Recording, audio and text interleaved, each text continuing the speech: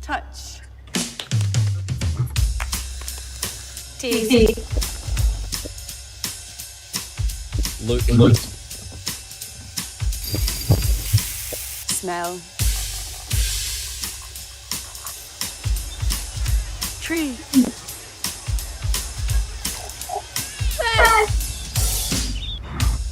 Bird. Bell.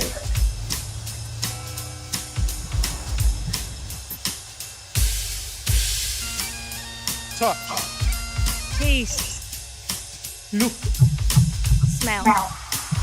Tree. Fish. Bird. Bell. So do as the poet says and listen. And And listen. listen. And And listen. listen. And And listen. listen. And And listen. listen. And listen.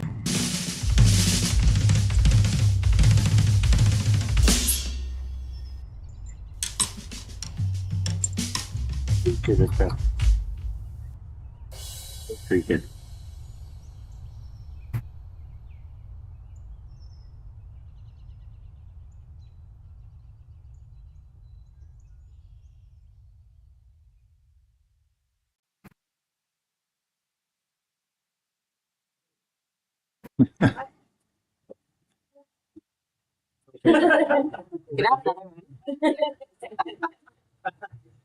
Thank you. Whatever I give you. More. No better. There you go. Can you hear me, sir? Did you, I need to have the. Oh. Well, I'll try and project. Hello, everyone. Thanks for coming along. Thanks for coming on day 4 of Glasgow Grove Open Day Festival. My name is David Cook. I'm Director of Glasgow Building Preservation Trust, which many of you may know, and I hope you do. We run Glasgow Building Festival. This is the 34th edition of the festival, which we've been delivering since 1990.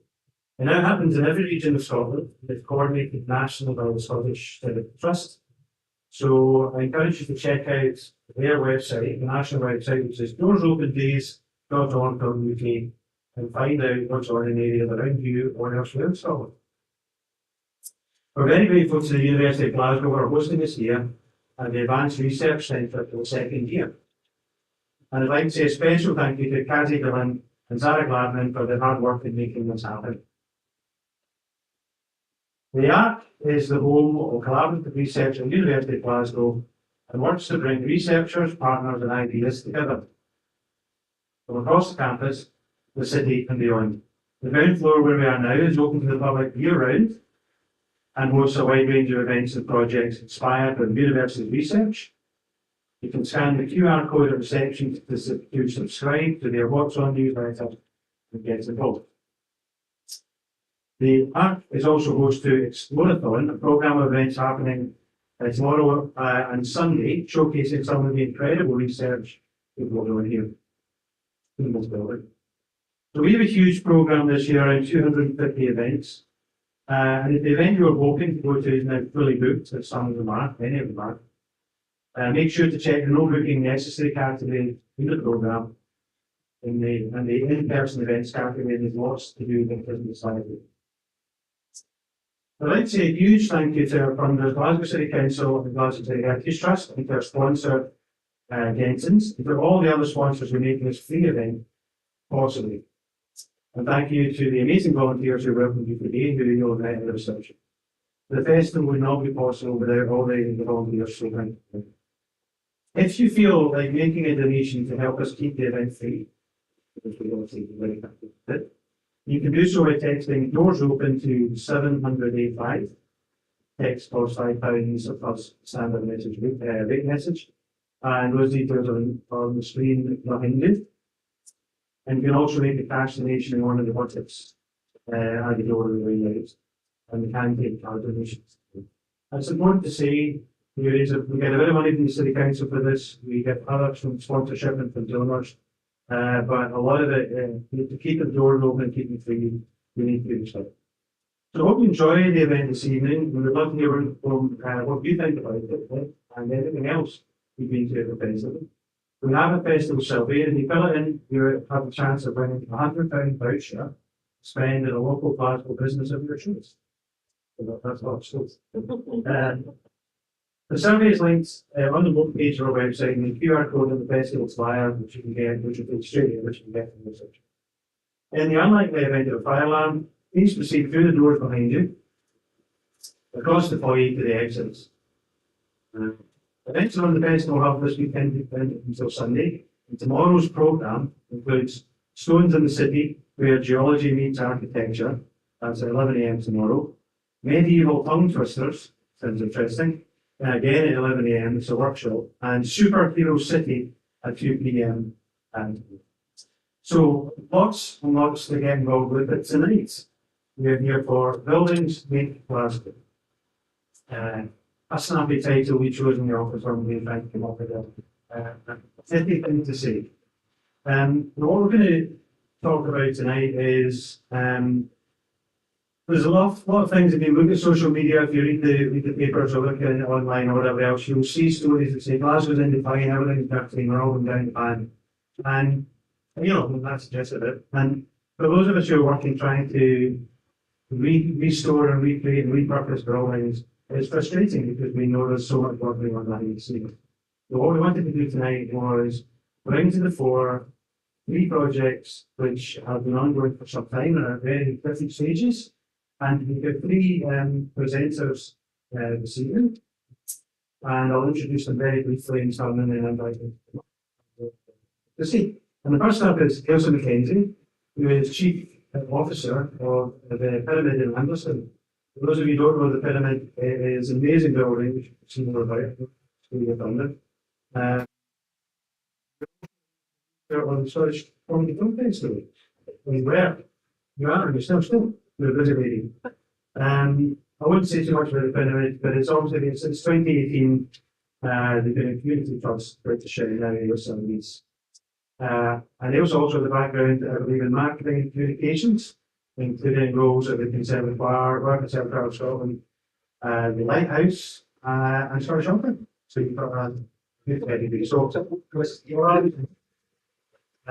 we obviously notice. Okay, so I'm going to let you say something else about the Pyramid.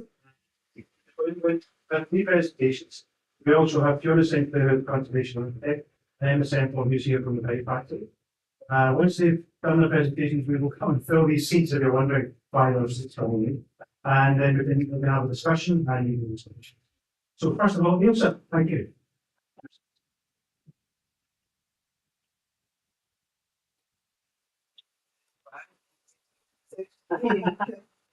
Okay.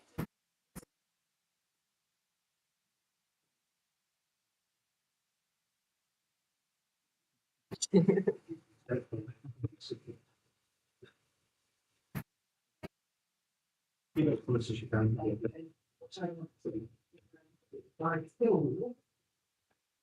You could take it out if it's easier. So, the pyramids, which hopefully will know the building, we would see it for the M8, I think. We're both such charity and the building. And I think we've got a bit of a split personality with like trust and being hurt organisation.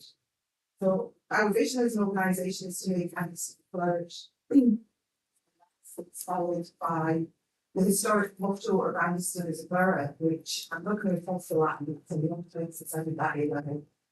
But it basically means one flourishes with the help of the other. This is the pyramid when it was built. Not entirely sure of the date of this photograph, but I think probably late 60s. It was commissioned by the Church of Scotland during the regeneration of Anderson in the 60s. Some people think it's the rest in Goya, but it's actually designed by Robertson. See how we move from the M8 across the Kingston Bridge. And where we are, it's very heavily populated. It was very dense housing in the 60s and is now, even though the housing's been regenerated mostly. The local population was around 12,000 people. And it's still growing.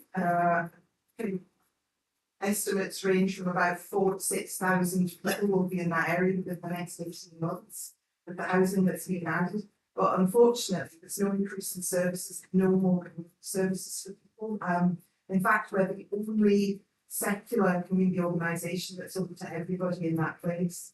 So the Church of Scotland had a presence in the area since the mid-18th century, and most of the proceeds of 3 local churches that were demolished in the 60s went towards the pyramid, and they really spent all the money. It's a huge building that you can't really appreciate from the outside.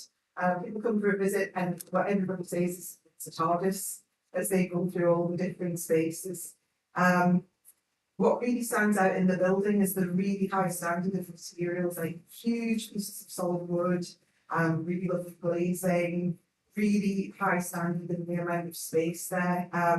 Most of the original materials are still in the building, apart from the original copper roof, which deteriorated and was replaced in the 90s. So it's not a copper roof anymore, but it's a complete trick. It's steel treated to look like copper, which is also why it's so filthy. It grows on it. So the design vision was for a modernist, a non-traditional modernist church with an extraordinary amount and range of spaces. So the building was completed in 1968 and really thrived as a church and a community club from then on. This is the main pyramid space, that's actually the pyramid, and we can't really get a photograph of the whole thing, you should have to get far enough back inside. So the full there, and they would build every Sunday, and apparently to turn up early on the day. So incidentally, you're also selling some of these lovely mid-century chairs, got too many of them, and we're actually running a renovation workshop next month, but you get one to take away as well. So the pyramid's built over 3 levels. It houses 2 large halls as well as the pyramid, which will have stages, 3 suites of offices, which were originally classrooms, and one of which was on-site accommodation for the church minister and their family. There's 5 meeting rooms. There's what feels like never-ending cupboards and granny's storage that have been full of all sorts of things we've found over the past 4 years, and the actual pyramid space. On an average week going back to about 2018 during the transfer, it wasn't unusual for over 1,000 visits to the pyramid a week. There was everything going on from meals, sports, activities, social groups, clubs, self-help groups, as well as parties, events, and large-scale celebrations. The office spaces were also rented for Church of Scotland tenants as well, so there was a lot of footfall going on there. However, congregation had dwindled to 14 people over the years, so that was merged with Renfield St Stephen's, and the Church of Scotland expressed a wish to the building. The community did not want to lose that building. It was essential for a lot of people. People got married there, they were between 2 schools, so people were used to going there from school and all sorts of things. So a community trust formed and constituted, and the building was bought by the trust in March 2019. It was the 100th project funded from the Scottish Land Fund. And this is pretty much what our outside looks like now. There's concrete falling off. There's, the windows aren't as nice as they were in the original scene. So it's looking very unloved from the outside, which is a bit of a shame. However, it was still a really well-loved and used community asset, although it was recognised it was a substantial renovation and upgrading. The heating failed many years earlier in the building, and although the building was really well designed to make use of natural light and ventilation, what that actually meant was that it was cold and drafty and uninsulated, and lots of degradation in lots of areas and very poor repairs. I think there's something, I don't want to offend anyone, but with churches where someone say, oh, I've got 5 litres of pink paint. It's like it up here, and we've got quite a lot of evidence of that. It's really badly mismatched with little sort of things to fix. So by the time it came into community ownership, much of the space was unusable during the autumn winter because it was just too cold and impossible to heat. And the heating bills were already sky high in the rest of the building before the fuel prices. Trying not to turn away here, but how the building would look. So this is one of our fire exits, which is a bit of dumping ground. What we can't actually do there is an unboxed gas boiler, electric boiler that was nice and dangerous for the kids. That was the big hall, but was decorated before it's been renovated. That's some of the original lights that are still there. Selection of toilets, not at which were very nice, hopefully no more. I thought they were 10% of them were usable in a push. And also there were changing room spaces that we repurposed for all sorts of other areas. However, despite the limitations of the building, community work has flourished in the pyramid, and especially during COVID. So during the pandemic, we were between 500 to 800 people every week, with all sorts of things going on and essential support and food and crisis grants and all sorts. We produced wellbeing and recovery programs, sports and exercise activities, community festivals and celebrations. We created arts groups and a new youth theatre. We started adult learning programs. We run a massively popular English speaks other language classes and such other fun stuff. June 2020, we were awarded 1.1 million from the National Lottery for the first phase of capital development. And we also secured further funding because all the time we could see costs going up and cost of construction and materials going up. So by the time we actually got to the tender stage, we had raised more money, but we still had to cut back on the original plans. What we prioritised was community use of the space, so making the building watertight, making it safe, improving accessibility, implementing energy saving measures, and ensuring we were providing spaces that would best serve local people. So this is the before and after. So the before there is the main staircase, right here it's 2 chairlifts. That's the only way that anyone with mobility issues could get up the stairs. So one of the first things we did was to put in a platform lift to buy a mobile lift. So now almost the whole building is fully accessible for the first time. What you can see there as well is we had our own pyramid fabric designed, which I hope to produce on the site eventually as well. And so, these are some of the after bits. So that hall that you saw before is now a really lovely, well lit, ventilated space. That's the floor that you saw earlier that had years they did sand polish, got rebound boards there. So that's the good side of it. That's the fire exit that you saw earlier, where we boxed in the boiler and 2 completely enclosed gently toilets. I'm slightly obsessed with our toilets. This is my toilets. The difference is massive, and the difference it makes it massive as well. Changing places toilet. And that's the ladies, which is someone actually said the other day, it's epic. And I'm just to agree with them. So we renovated Swansea Community Hall, all the toilets, accessibility measures, refurbished our kitchen as well. We did roof and concrete repairs, insulation and replacing the lighting in the sink, and we've also created a zero waste shop, which I can never seem to get any good photographs of, so we just have to take my word for it, but it looks massive. So we have never stopped throughout the project either, we're going to continue to operate.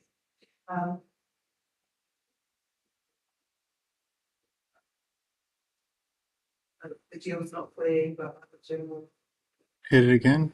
Next again. I'm not sure what just happened. Let me see.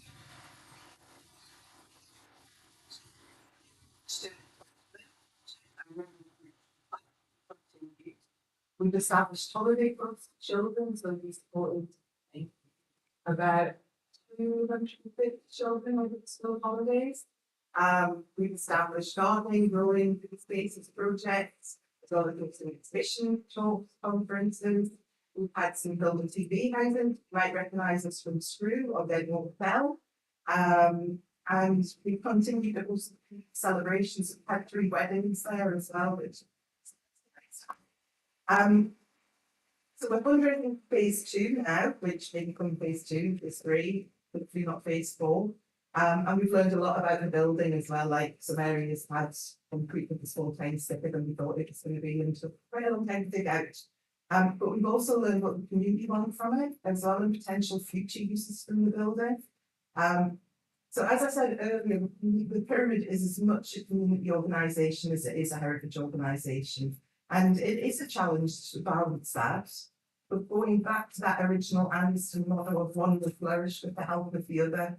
And I think our building does flourish with the help of the community. And I hope that heritage will flourish with as well. So I think I'll leave you with that, and I think that's what we should look at when we're looking at other buildings around the city. And very quickly, this is our new mascot.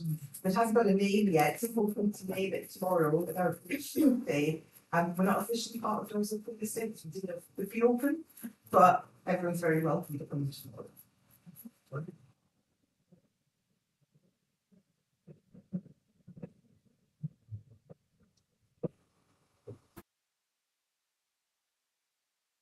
Thank you very much, that was great. I can't think of it, we haven't been to see it, it is when you walk in and you go, and then it is a terrace, and then there's the other halls, and then there's the other room.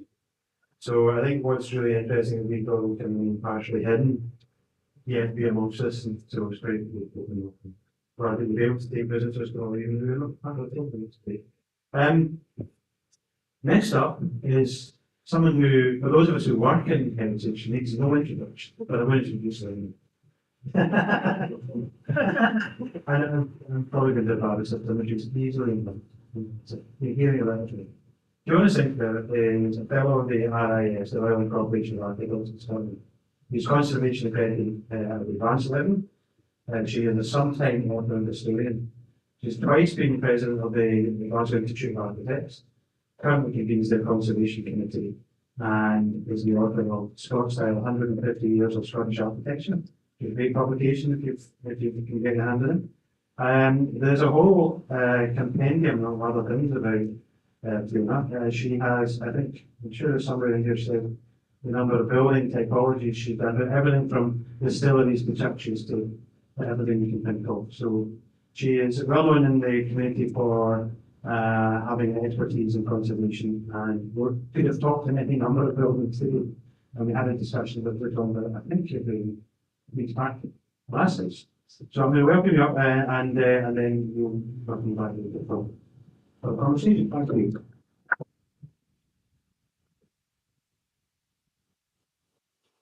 So this microphone started out really old.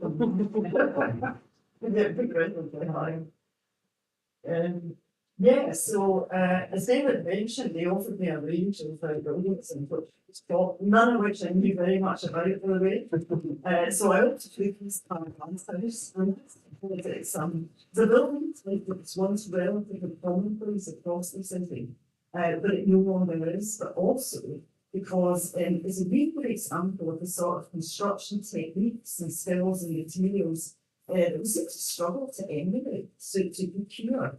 And it's this lack of investment in what were once readily available skills, common crafts, if you will. It concerns people like myself who work almost exclusively with historic buildings on a day-to-day basis.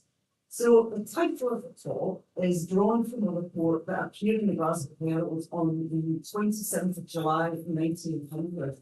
And it was reported that a large contingent of officials from Glasgow Corporation, including the Lord Provost, had toured all of the parks on the south side of the city, falling in at the propagating houses at Queen's Park, and then after a march to the old garden of Campbell, the several precautions at Campbell House itself.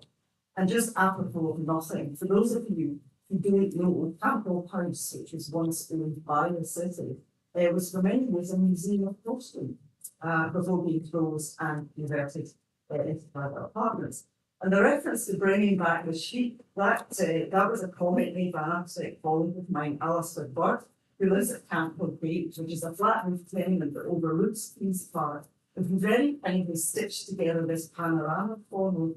This is an illustration from 1893 by a chap called J.G. Murray, and it's a pullout that forms part of a tremendous collection called the Hill Collection, and it's owned by the Royal Faculty of Portuguese in Glasgow. It's full of random maps and viewing plans, assorted newspaper cuttings, photographs that were collected over a long period of time by a gentleman called William Henry Hill, who I think was the factor for Glasgow University.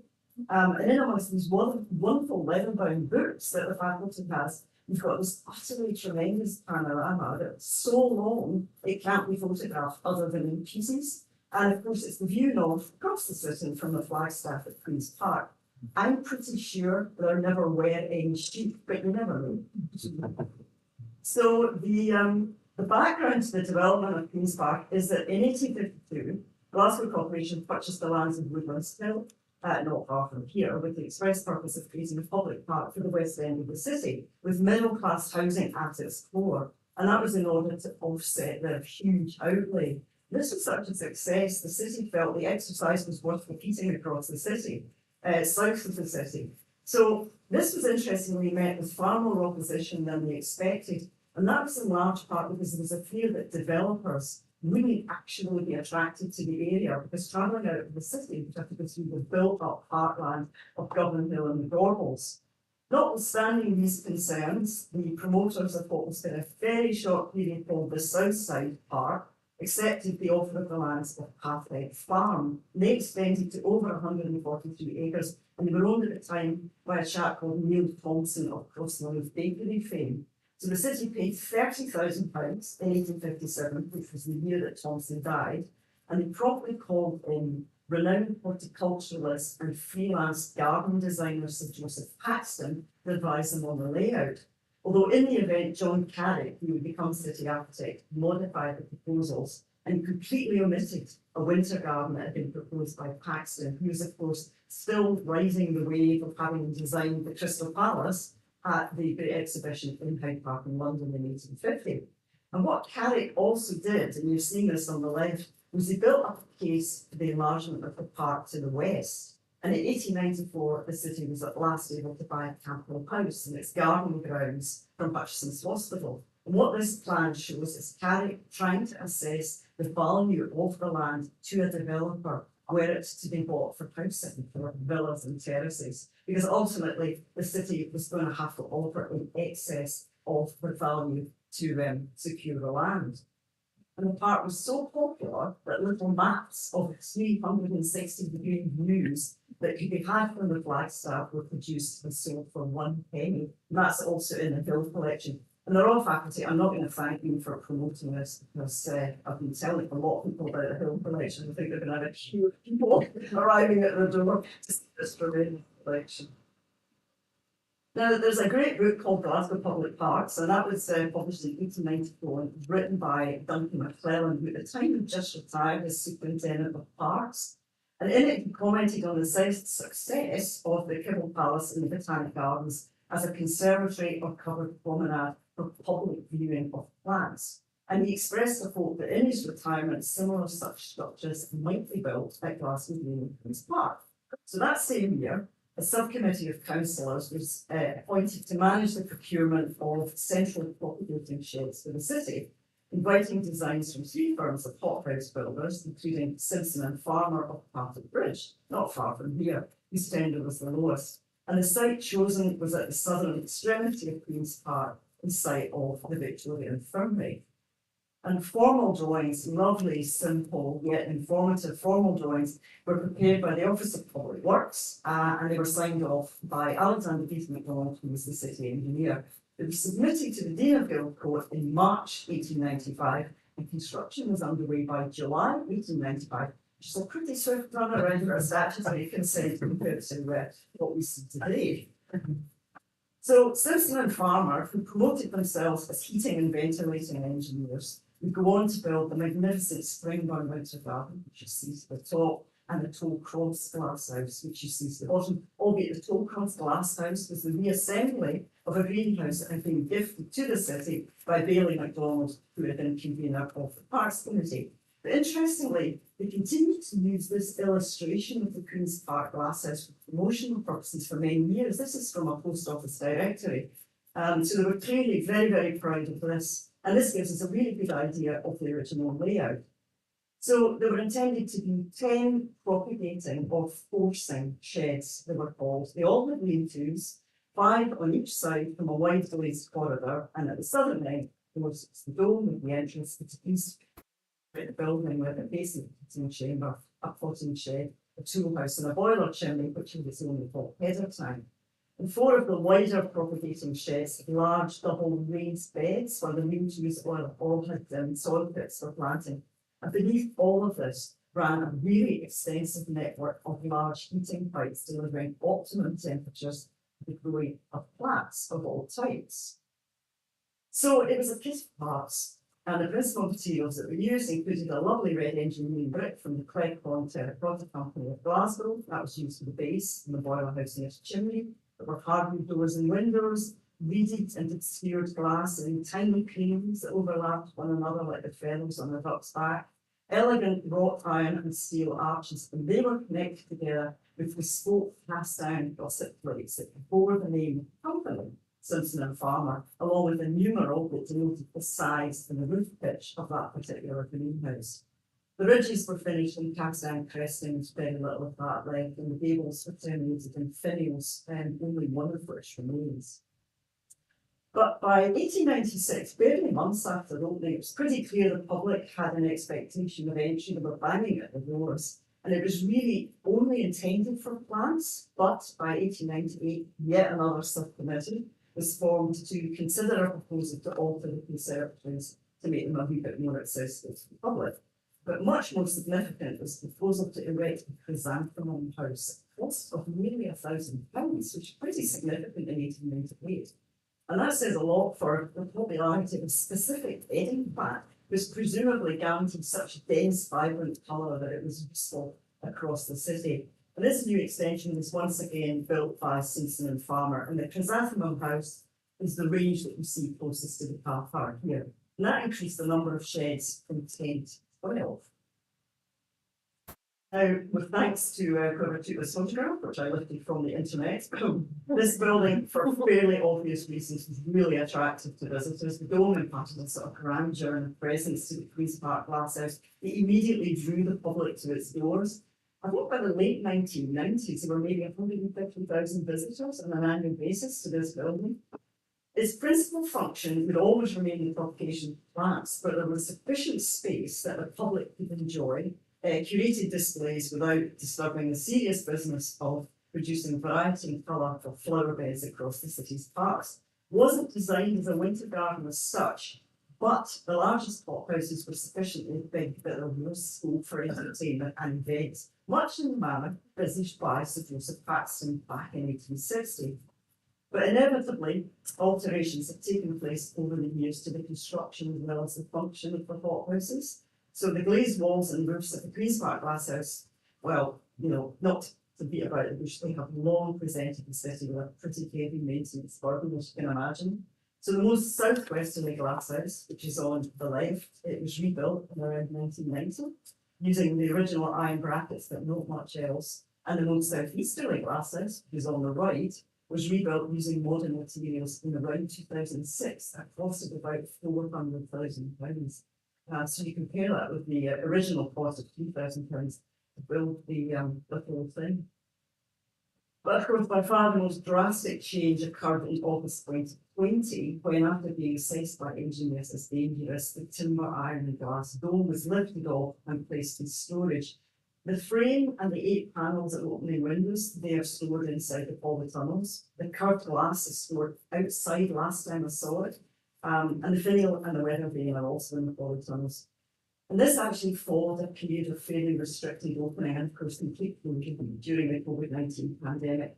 And what you can still see if you visit Queen's Park is sort of very forlorn notices on some of the gates, which are kind of dating to the imminent removal of the dome. And really just saying that Glasgow City Council are willing to work with any interested party who wants to ensure the long-term sustainability of the complex. So no sooner had the dome been dismantled than a local steering group, the Friends of Queen's Park, began to call for its reinstatement and the reopening of the facility. And they cited the pandemic as having demonstrated that green spaces are vital for mental and physical well-being. They've been actively campaigning for some time now, and it's reopened relatively recently. It's reopened with the 2 largest sheds in use by Scotland's Rural College, which is a research institution focused on agriculture and the life science, and they're running a horticulture report out of the former chrysanthemum house. So the Queen's Park Glasshouse is a category B listed building, which is an indicator of its importance, but far more than that, it's got a significance. It goes way beyond its age and its attractiveness.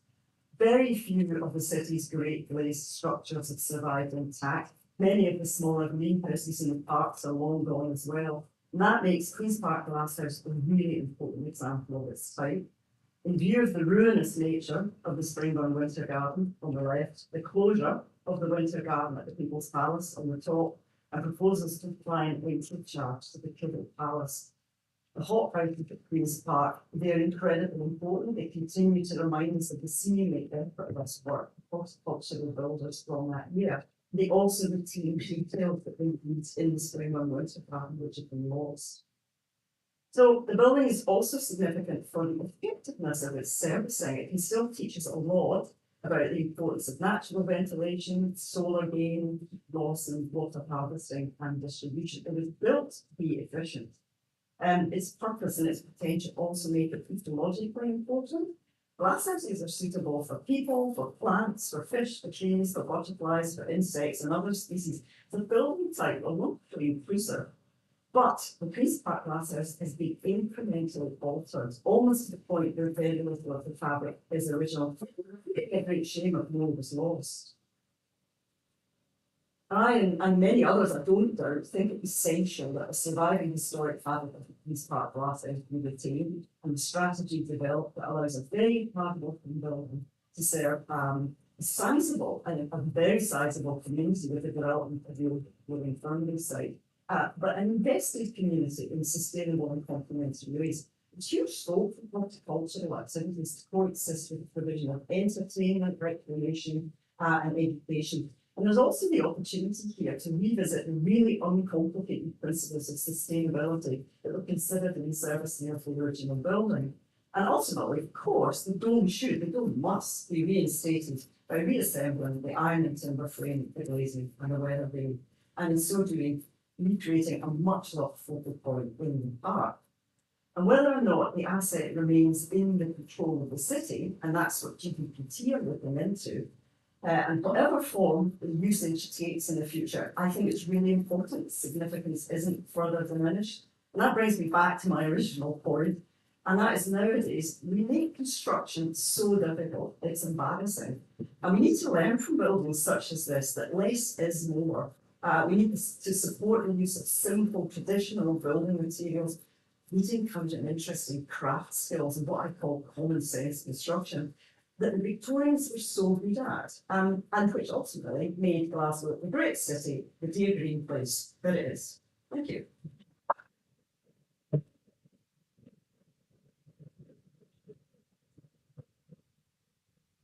Thanks very much, Fiona. That was great. And as you mentioned, Glasgow Building Preservation Trust has been asked by the city to look at the glass house. We haven't fully started yet, but you've just stated quite acres of reading your report. Thank you for that. But I mean, all these issues about the balance between public access and the use by others, things we consider. And I live near Queen's Park and used to take my wee boy in and go to see all the reptiles in the reptile house and the fish in the pond, and it was something you did on a summer's day, and we walked in, and it feels like a loss still. There are all those things in me. Lots to talk about there. Last, but no means least, of course, we are going to now hear from Emma Semple, who is Community Engagement Manager at the Pig Factory. Pig Factory down in the Pelton, just opposite St Luke's, if you know where it is. One of the, almost few now, brick buildings. Who stands out. Emma was previously community head of the David House of Government Dentist Trust, where you had looked after the government stones and all sorts of exciting history and heritage there. I won't say anything about the Pig Factory except to say there's a great exhibition on it. Great because we made it, called Ingrid, made it with school kids, on just now called Colton Cats. It's done as part of Glasgow Doors Open Day Festival from 11 to 4. Right through to, I think it's just on tomorrow, is that right? It's on Sunday as well, at the Pig Factory. And this year, work started in St James School in Pelton, which is just north of Glasgow B. It's been developed to become the new Gaelic school for Glasgow. And we've been working with pupils in the Gaelic annex at North Kelvin side to discover the history of dyeing in the local areas, local dyeing and also other trades in the Elton. And oh, EYE, to avoid confusion. There's a lot of dyeing everywhere, by the way. It's one of those things. North dyeing, yes, thanks. I didn't write the scripts. And just, I've only seen images, I'm going to go and see it over the weekend, but it looks fantastic, so I'd welcome, I'd recommend that to you. And with no without further ado, I'm going to invite Emma. Thank you.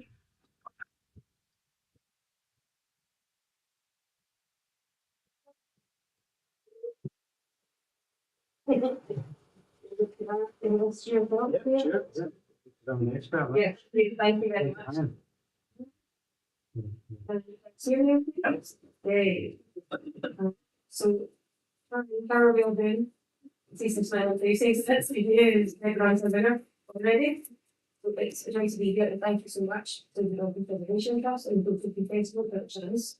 To lots of the library towards the fight back to the cause. Like we're working, we are, okay.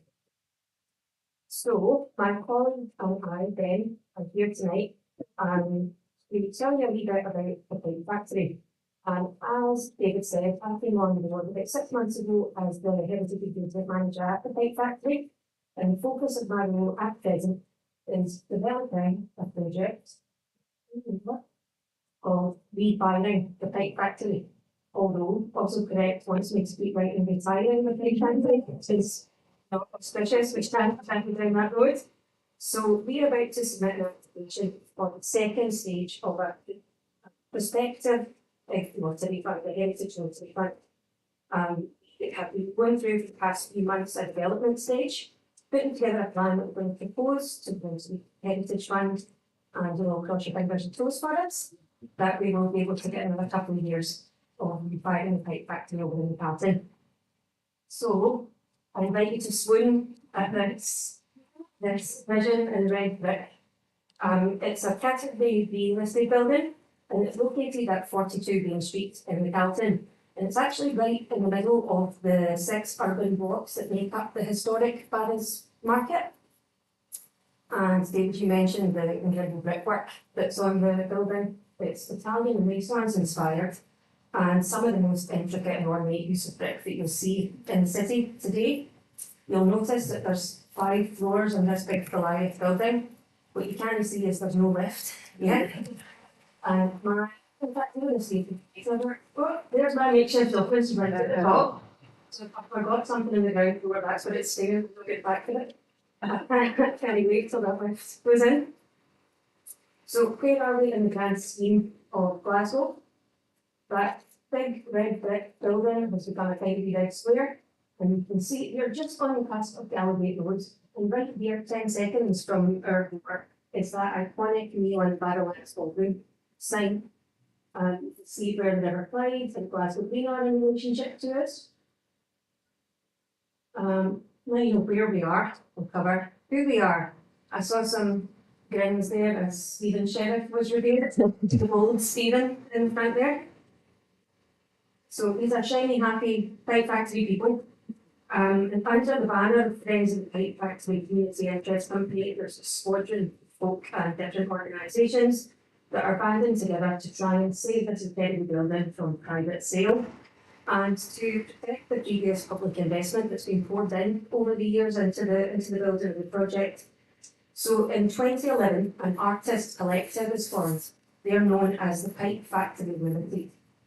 And when they take the building on and start working from there, the building's already been sitting on the risk register for over a decade, so they have a challenge on their hands. Up to 5 years later, and the Pipe Factory Limited have managed to complete the essential work required to take the site back off the at-risk register, and that's with the invaluable support of the Glasgow City Heritage Trust. And then, during the chaos of lockdown, when everyone was coming up with wild new ideas, a new organisational model emerges for Friends of the Pipe Factory. And that original artist collective based at Pipe take on a new moniker. They become known as Strangefield. And they become the first of 3 new member organisations that are going to band together. They're joined by Articulate Cultural Trust, and they support care experienced young people through creativity and the arts, as well as Inch Architecture and Design. And these 3 comprise the trio of member organisations that are Friends of the Pipe Factory Community Interest Company today. Supported by an expertise of a voluntary board, including Ben here. In 2021, this group, Friends of the Pipe Factory, successfully completes a community asset transfer of that incredible building from Ribbon Port Limited.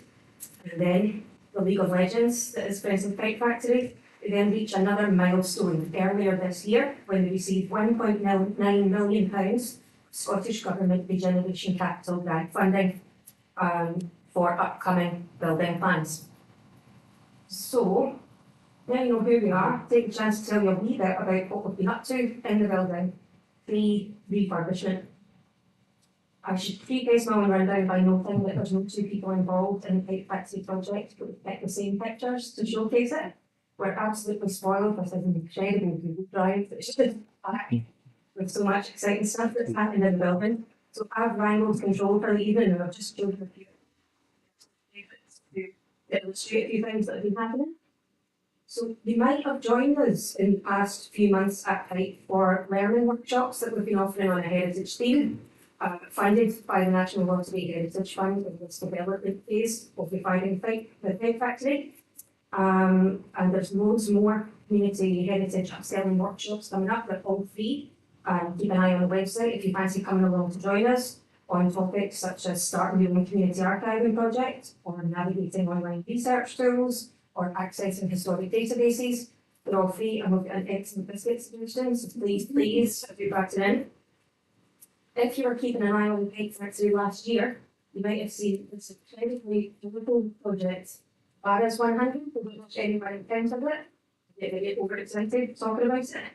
It was a year-long arts and heritage programme that was run out of the Pipe Factory in partnership with local organisations and schools. And it was in celebration of the 100th anniversary year of the Barras Market itself. And the programme included this exhibition, story gathering, events, public talks, hosts of creative activities for young people, filmmaking, creative writing, illustration, drama, performance, songwriting, opportunities to take out entrepreneurial skills in the Barras. So, following that project, there's now a permanent exhibition that's on show inside the Barras Market shed if you want to catch up on Barras 100. And you can also, on the Pipe Factory YouTube page, see this incredible short film that was produced by Articulate Cultural Trust. I'm not sure how to say it, so I'm going to get you the pattern from Barras members. Unfortunately, we have to move on. So alongside that Reviving Pipe Factory project is a currently funded project called Loom Large, where we are celebrating the weaving traditions in Glasgow's East End. And actually this weekend at Pipe Factory, Saturday, tomorrow, we've got Loom Large artists with us on site. So if you want to dig out your knitting books and come along and get creative, you're welcome. But alongside heritage activity at Pipe Factory, we can't really move forward without talking about art and artists. So currently 2 floors of that big red brick building are rented out as permanent artist studios. And on the ground floor, thanks to Strangefield, the building hosts a broad spectrum of artistic endeavours. On the right here, we've got the Carlton Ladies Golden Club. I'm glad there isn't any audio because there's quite a lot of swearing at the Carlton Ladies Golden Club. So brace yourself if you're ever coming along to the session.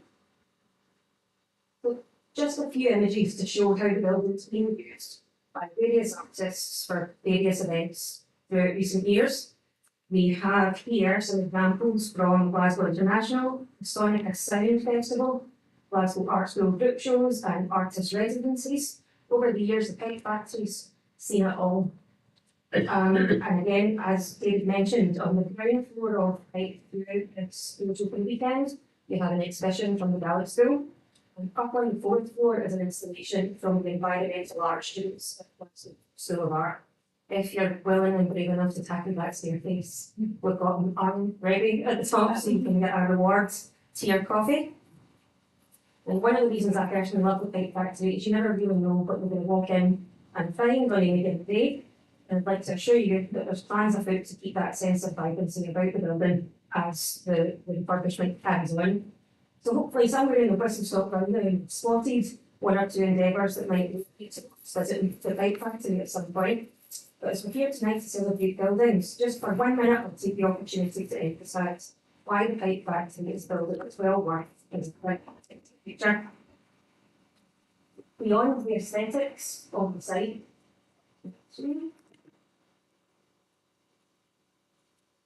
Cash doesn't want me to be something. There we are. So beyond the aesthetics and the location of the site, the building has its own heritage story to tell. And just to highlight two areas of historic significance, I'll tell you a wee bit about Pipe Factory's industrial heyday as a world-renowned producer of clay tobacco pipes. And also I'll place the Pipe Factory's continuing survival in the context of the 1930s in Calton, when an improvement scheme saw a drastic culling of historical buildings throughout the area. So what does a clay pipe look like? Over here, like Gandalf, we've gone for a particularly modern Rings version. Over here, they're not all that impressive. But it's in 1877 when a clay pipe manufacturer named William White decides to relocate his pipe manufacturing operation to 42 Main Street, and he hires a young architect called Matthew Forsyth to design the fences.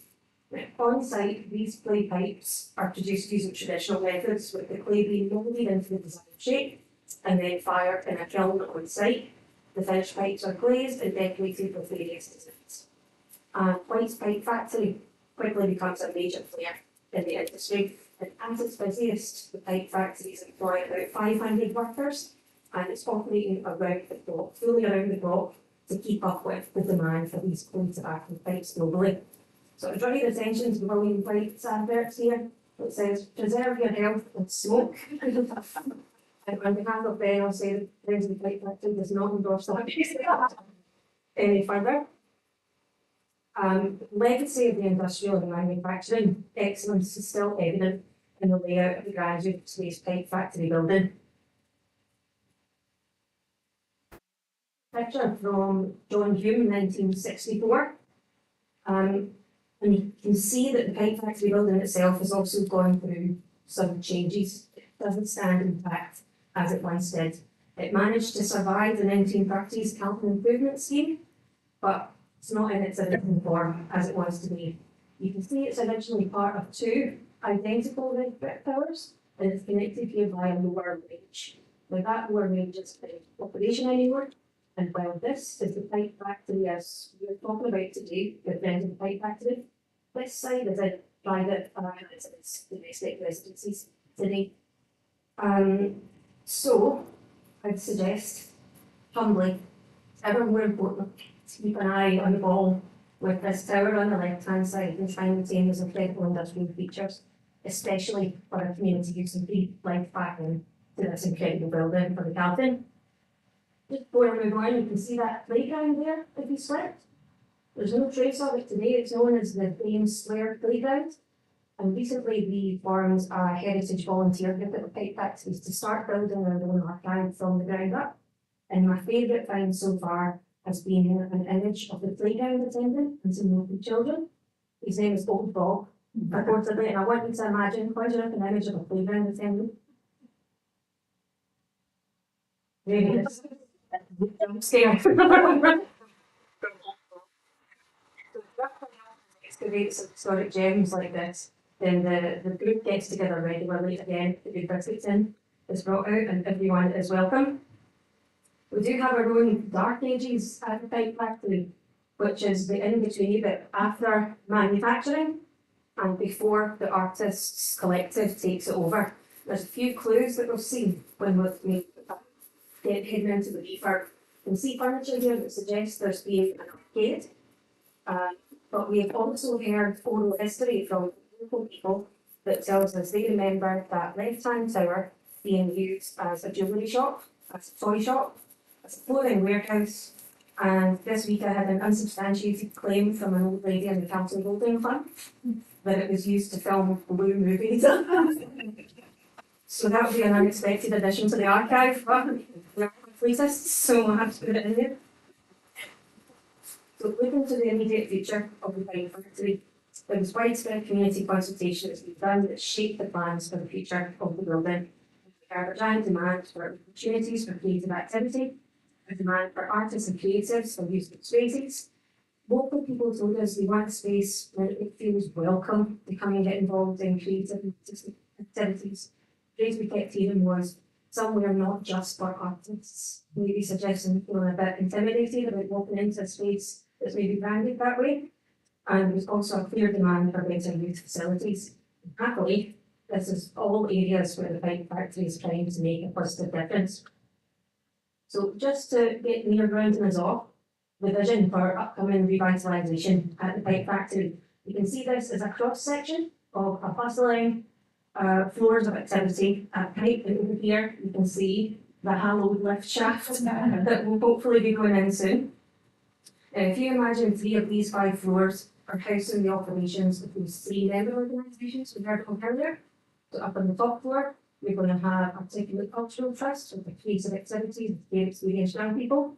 On the ground floor, we're going to have Strange Field, and they're going to be running an open community art school, open to everyone, where you can develop your own artistic practice alongside working artists with their studios on site.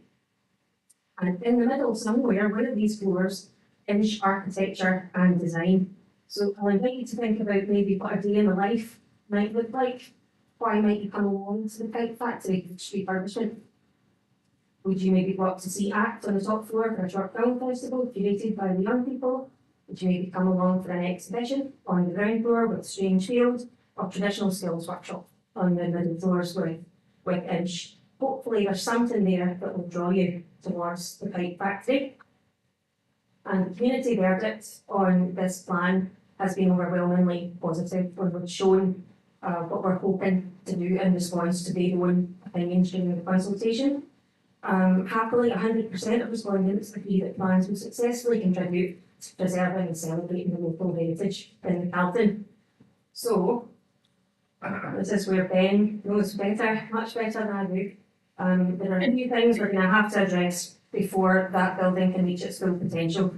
We're aiming towards the development of high quality office and flexible studio spaces, modification to ensure full building accessibility, that long awaited lift, and repairs and alterations to the building facade that are going to a better relationship with the street level as well, and to improve energy efficiency. Crucially, friends of the Pipe Factory have managed to track down project design team who are as enthusiastic as we are about celebrating the historic features that are found on this Pipe Factory building. And this weekend presents an incredible chance for you to come and get a sneak peek around which you wouldn't normally get to see at the Pipe Factory. So again, the biscuits. I've written all over my notes, mention the biscuits, mention the biscuits. So there are some nice graphics there, but it's not clear. Just a quick second to thank lots of invaluable partners that help. And we know on how you can if you don't like it. There's lots of information on the website. You can have myself or Ben today to find out how you might get involved. And you can find us. Thank you very much for listening. We hope you're radicalised now to the Pipe Factory cause.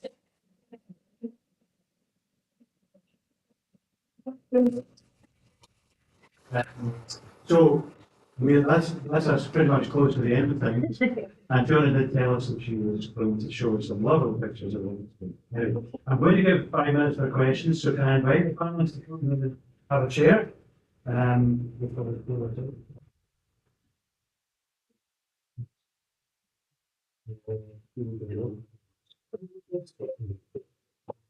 Okay, does anyone from the audience have any questions for any of the panelists? We've got 5 minutes, so there's never close. No. We've told you everything. There you go, Colin.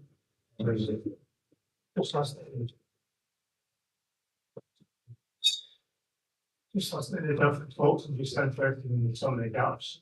I'm discussing them, I don't know any of those. You mentioned the faculty and it had it used to be a forestry museum. So what happened to that? Is that still existing, or is that an opportunity for the government to do something with that? Well, yeah, possibly, yeah. I mean, it was only Campbell House, it was by so it was one of the outlying museums. But you know, unfortunately, we reduced the number, so it was a costume museum, and there were exhibits that relate to the archaeology below Queen's Park. And it didn't attract the sort of visitor numbers that we needed to really sustain it. But yeah, I don't think anything was really kind of replaced it since it was born. Just means is that you say you're part of the conservatoire and that sort of thing, you know? Yes, a while ago I worked at the conservatoire. That's what that was. My only other person, what is that? We're talking all these things I've talked about this. What is that? Is that just drawings, paintings, or is it music and everything else? I've always refused to answer the big what was art. That's a whole talk, but I'm not saying this. It's quite exclusive, but it's Could be just 100%. I think it could be a really nice idea to have a place in the community so we talk about that and discuss what you think it is and get involved in creating whatever your version is. Be involved in curators clubs, art clubs. I used to work with Glasgow museums and occasionally be gallery assistant at the Gallery of Modern Art. And quite often was confronted with people like they would come up and say, "Do you call that art?" So quite often I'd say, "I'm not sure. I'm not sure if I do." But hopefully the Fight Factory and the place we can cover that conversation. I suppose one of the things trying to democratise art in a way and just make it more accessible. I've often you find in galleries, you walk into a gallery and it's intimidating, not for links to meet, that kind of thing. And we all feel that, even I was involved with cultural in the 20 years. So I think it's good that they're trying to kind of break down the barriers, I guess. What struck me was actually how different all the projects were.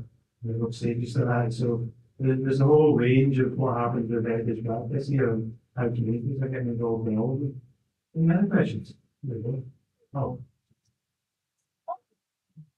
So, my name's Lauren. I work for Glasgow Museums in National Development. Part of my job is looking at how we generate to support the museums through the national layer. I was quite struck by how weird some of the buildings were, and I was wondering if the point actually have plans to perhaps do commercial layer and things like that, if the size is that something like that.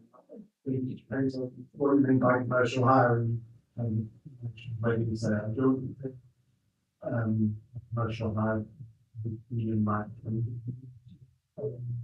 activity, but certainly I mean we have a current in its current state, which is it's unrooted and it's probably winter, it's like pyramid not least a part of the function is to make that a comfortable space to be in. But then also that has how do you marry the heritage value with doing that? But certainly at the moment it's kind of certainly a very successful hire program. And a lot of that is around exhibitions. We can just coming up with long-term space that got an exhibition.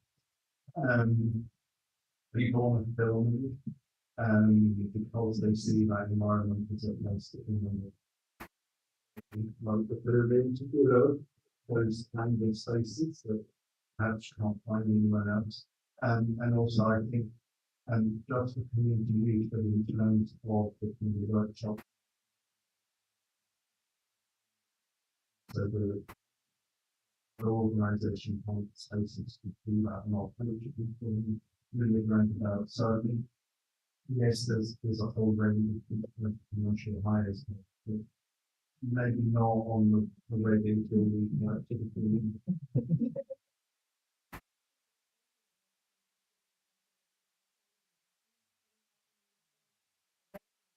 From our third door is St. Luke's, the historic church, which I'm with them every regular meeting the past 5 years.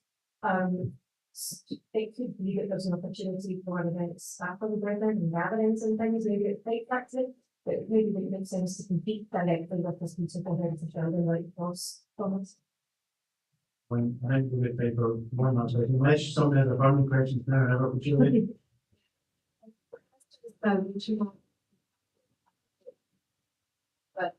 thinking that it would be really helpful if there was kind of an overarching coordinating strategy, and there may be one between Shawcross and Springburn and Queen's Park and Botanics. It seems to me that surely there must be some kind of link between them, and that they do things that are complementary to each other and not in conflict with each other, perhaps. Although they may be geographically sufficiently spread out that that's not really an issue. But is that something that's being considered?